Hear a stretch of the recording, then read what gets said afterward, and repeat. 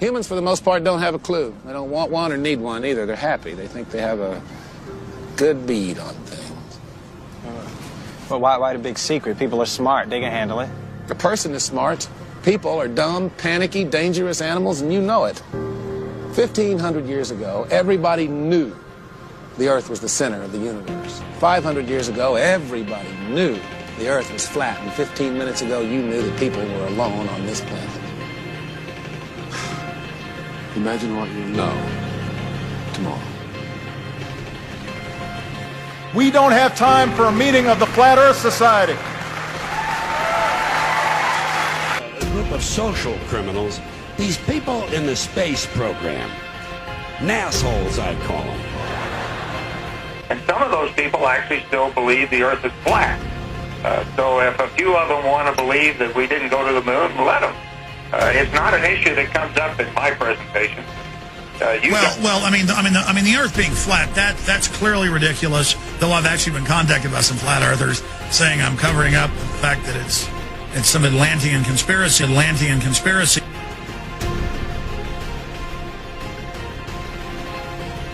NASA. As you can see, we got a nice red serpent tongue coming through there. NASA. And there's the UN flag. Also the symbol of the flat Earth. Oh, of course, if I say flat Earth, then I gotta be an idiot. Right? That's what they told you, right? It's a ball. There's no Antarctica in this. It's cold out here. Yeah, it is. It's like the South Pole. It's like the deep South Pole, if there was one. There isn't, though. The Peters projection. It has fidelity of axis. Fidelity of position. East-west lines are parallel and intersect north-south axes at right angles. What the hell is that? It's where you've been living this whole time. The legislature recognized that there is a debate about whether the Earth is round or flat. No. And let's encourage critical thinking by saying there should be a legitimate debate between whether the Earth is round or flat. Because after all, any idiot can walk outside and see that it's flat. This is very important, what we're fighting for. Because I'm tired, I'm really tired of manipulation. They do not tell the truth, they're liars. Particularly our history books. The history books are not true, it's a lie. That's right, my phone. The history books are lying. You need to know that. You must know that. Leroy Santa Claus kicks and deals. It's a long fly ball going back. And the ball shatters the sky, bringing the ocean itself down into the stadium. Oh, Simpson just broke this dream's reality wide open. There's going to be some comedians making jokes tonight, but I want to talk about the joke that's on you.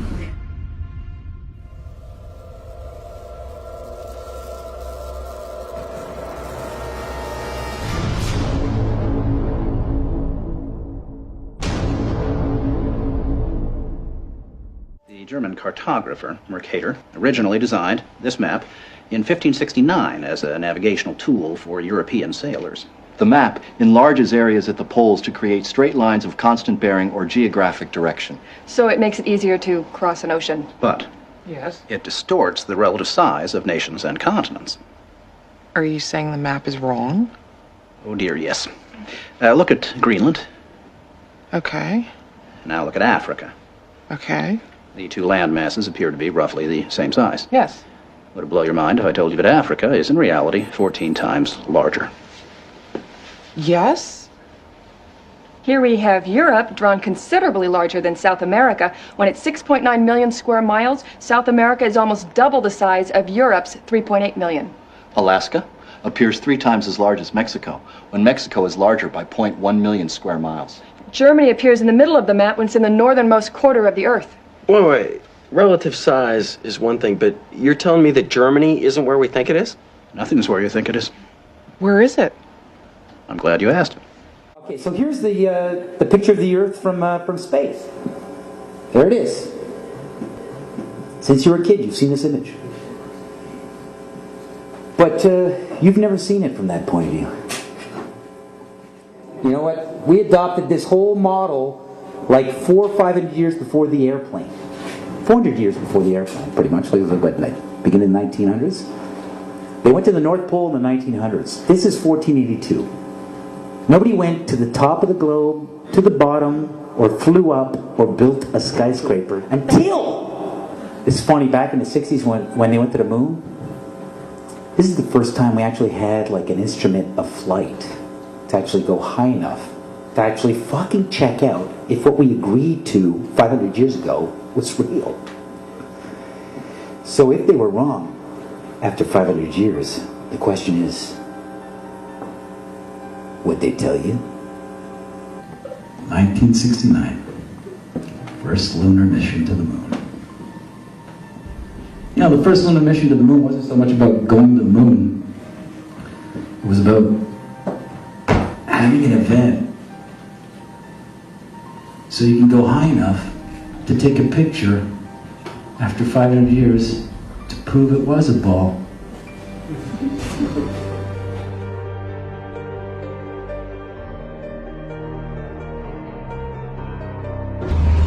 And they had as king over them the angel of the bottomless pit, whose name in Hebrew is Abaddon, but in Greek he has the name Apollyon.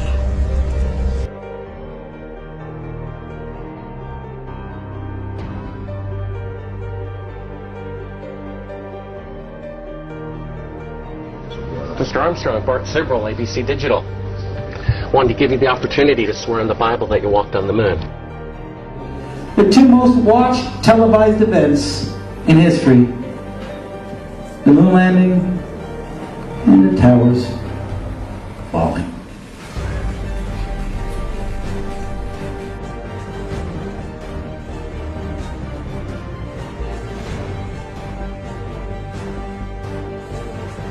You have $5,000 cash. You can give it to charity if you swear on the Bible that you walked on the moon. Please I have the tape.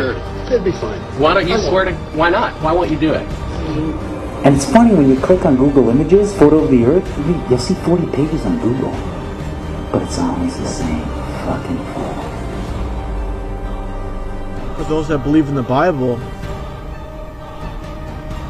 does mention the edges of the earth, the four corners of the earth, and how Satan brought Jesus Christ to the top of the mountain and showed him all kingdoms of the world.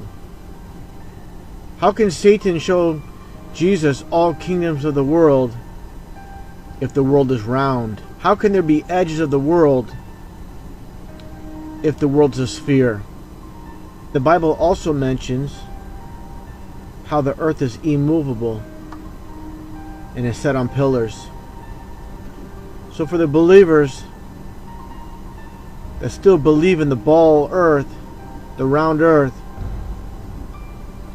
got to reconsider. According to science and the satanic system, the earth is supposedly tilted at a 23.4 degree angle off vertical, and that leaves you at 66.6 degrees off horizontal. Now, what are the chances of that?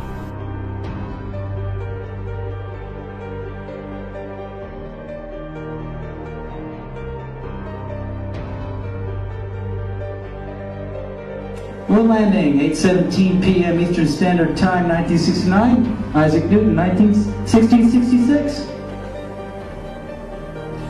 666.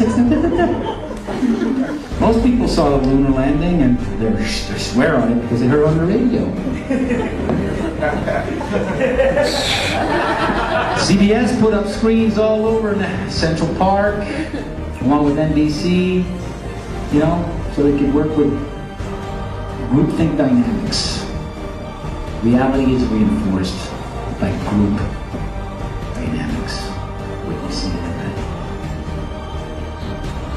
The zero-G illusion, also, that you see astronauts, they look like they're floating or flying in space. It's achieved through 3 different ways. one way is through zero-G planes. They're just Boeing 737s specially outfitted to do these parabolic maneuvers, where they do a parabolic, and then you have a zero-G like free fall state where it seems like you're floating for about a minute at a time. You can keep this going.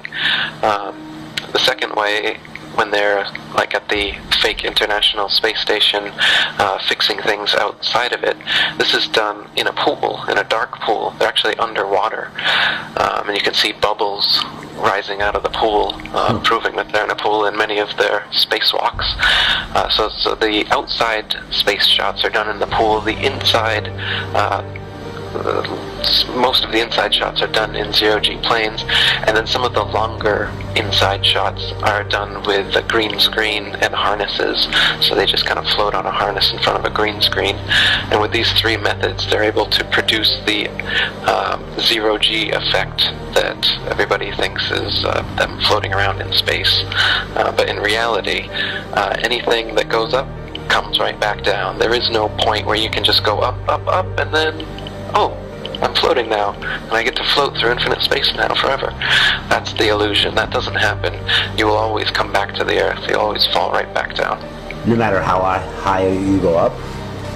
As high as any non-NASA source has gone.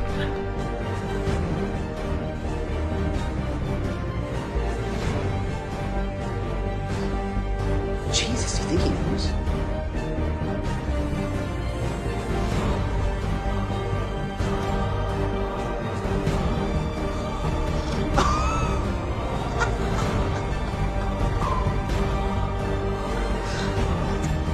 I mean, it's proof right there. This is an official NASA photo of the first Apollo 11 lunar module landing on the moon. I mean, it's right there. This is proof, man. It's the picture's right there. It's landing on the moon. But the only problem I have with this picture is that it's taken from the moon. I don't know what the big deal was with being the first guy on the moon. It seems the camera crew was already there. Hey, all right. Do you see Photoshop? Yes. Yeah. Okay. And if those of you think this technical difficulty was planned and think I'm scamming you, go do it for yourself. I'm going to zoom in on the Earth in Photoshop. Do you see the Earth? Yep. Okay, I'm going to go to Image, Adjust, Levels, and I'm going to bring the levels over here. And I'm going to bring the levels up. Uh-oh. What is that? Oh, wow. Yeah, wow. Why is there a square box around the Earth allegedly taken from the scientists on the moon in Apollo 17? Then you got other pictures like this, the blue marble, right, that come out. Okay, well, there's a big problem with the blue marble, and I'm going to zoom in here and show you what the problem is. These are all composite images where they are really not very good at Photoshop because they're using the Photoshop clone tool to replicate clouds. That's an official photo from NASA. But plus, how many people think that's a photo? But plus, how many people think this is bullshit? Now, a lot of people's first question is going to be, well, where's the edge? And I was surprised to see how easy that is to rectify, but I'm sure you get that a lot. How do you tell people when they come at you with, well, where's the edge? Why aren't people sailing off the edge or whatever? So, in the flat Earth model, the North Pole is in the middle, and the Earth is a disk shape, and the Antarctica is all the way around, holding the oceans in. And so it's a fact, if you're at the North Pole and you go south, no matter which actually, it doesn't matter where you are. If you go south, eventually, you're going to end up in Antarctica. But on the ball model, it's just a little ice continent underneath the ball. Yet in this model, it's all the way around you, holding the oceans in. As for whether there's an edge beyond the Antarctic ice plateau, this wall that holds everything in is about 100 to 200 feet tall, and once you climb up on the ice wall, it's a plateau of snow that just goes on and on and on. And the public and myself are ignorant at the moment as to whether there is an edge at some point, whether there'd be a barrier, a dome, many ancient cultures have said there is, or whether it's an infinite flat plane and it's just snow, ice, wind, and darkness forever. Stop what you're doing and listen. This is not a drill.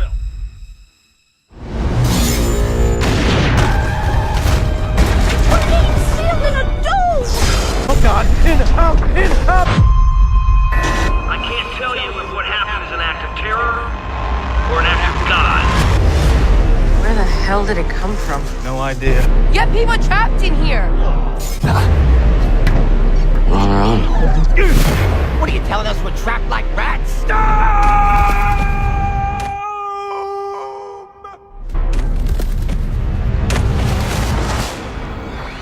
To prevent your poisons from spreading, your government has sealed you all within this dome.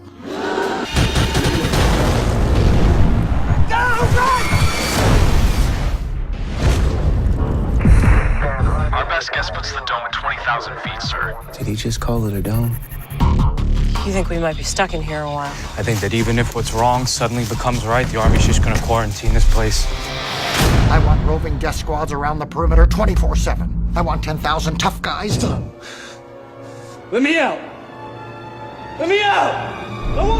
What's the most resilient parasite? An idea. A single idea from the human mind can build cities.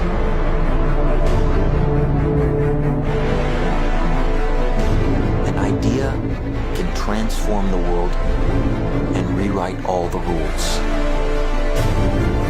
Which is why I have to steal it. Never recreate from your memory. Always imagine new places.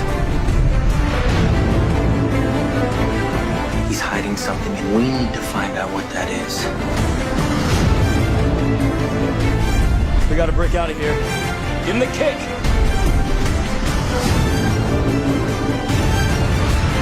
This was not a part of the plan! Wake me up! Wake me up!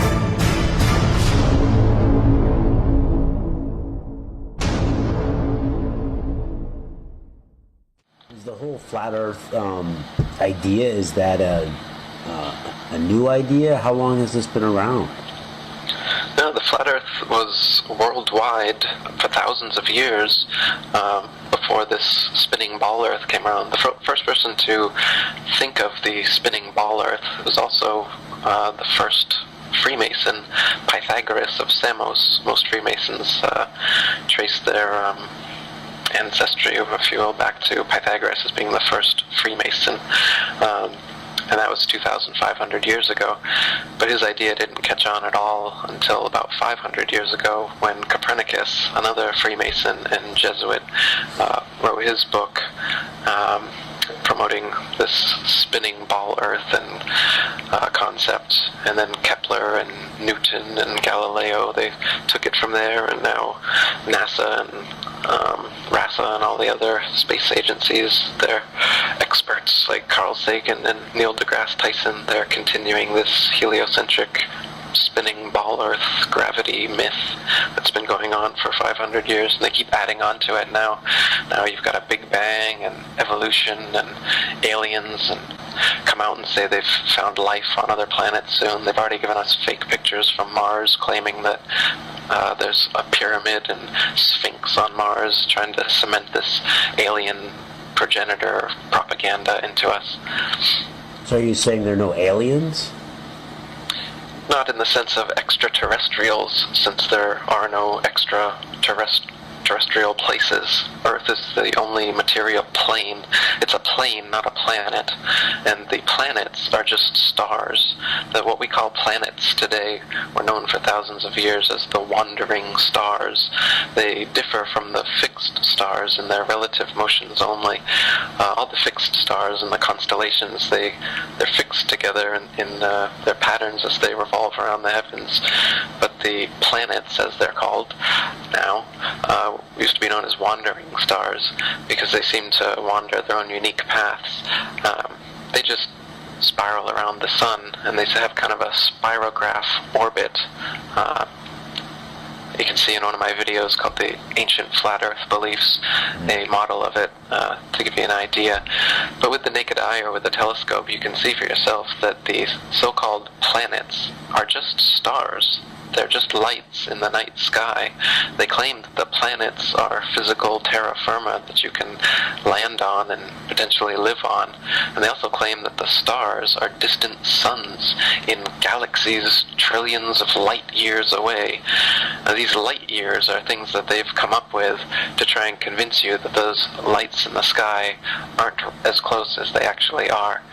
They want you to think that the nearest star is actually 25 trillion miles away, and the reason they have to say this is because you can prove for yourself in your backyard with a telescope that the Earth is motionless. If we're really spinning around the sun 200 million miles every 6 months, we would be on the other side of the sun, right? So you can, by looking at the parallax change in the stars, see whether that's true. And there's not an inch in parallax change in any of the stars after 6 months of supposed orbital motion around the sun. So if that's the case, it's proof that we haven't moved. Why all this deception? So what we've got now is a godless Big Bang, a nothing for no reason in no time exploded and created everything.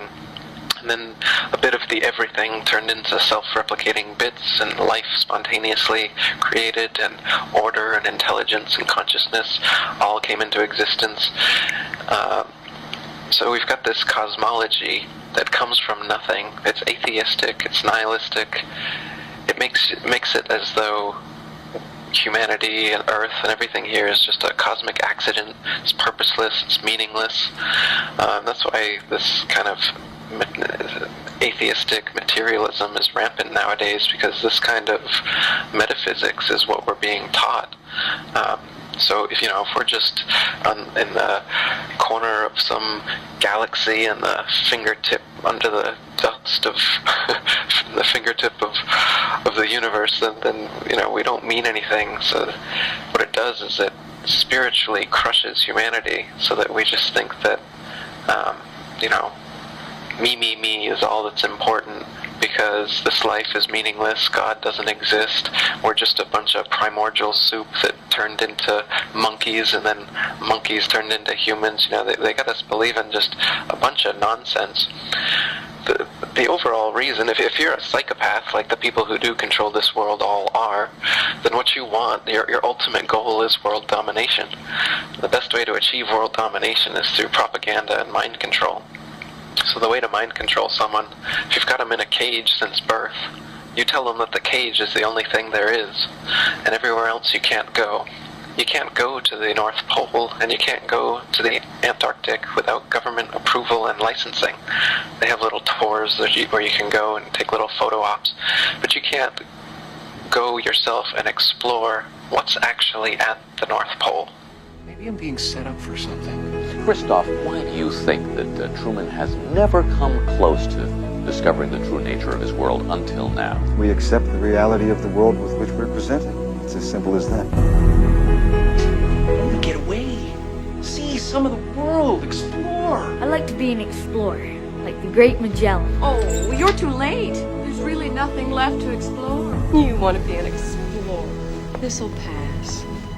We all think like this now and then. They're pretending to. Tell me what's happening! You had to shut her down. Thank you for your help. You're welcome, Truman. Blocked it every turn. They go around the block. They come back. They go around again. Meryl, you're part of this, aren't you? You are scaring me! You're scaring me, Meryl. If his was more than just a vague ambition, he was absolutely determined to discover the truth. There's no way we could prevent him.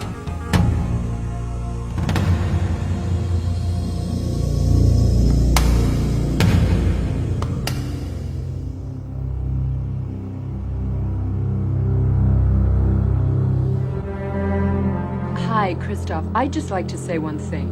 You're a liar and a manipulator, and what you've done to Truman is sick. Well, we remember this voice, don't we? How could we forget? Sylvia, you think because you batted your eyes at Truman once, flirted with him, that you know him? That you know what's right for him? Maybe I'm losing my mind. I've been your best friend since we were 7 years old, Truman. I know that feeling when it's like everything's slipping away, and the point is, I would gladly step in front of traffic for you, Truman.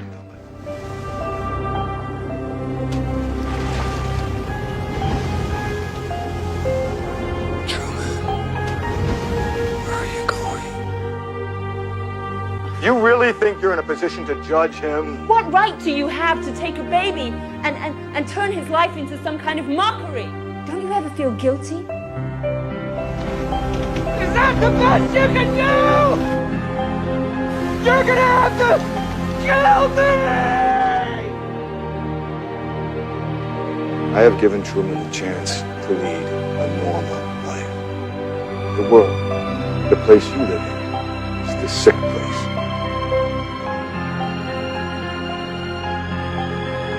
D-Haven is the way the world should be. He's not a performer, he's a prisoner. Look at him, look at what you've done to him.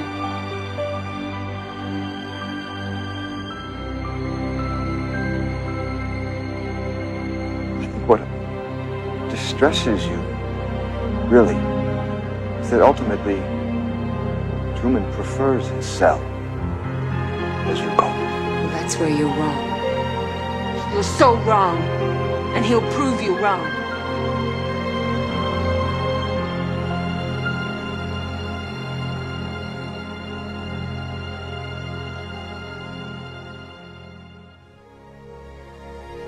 No, I am with you always, even unto the end of the world.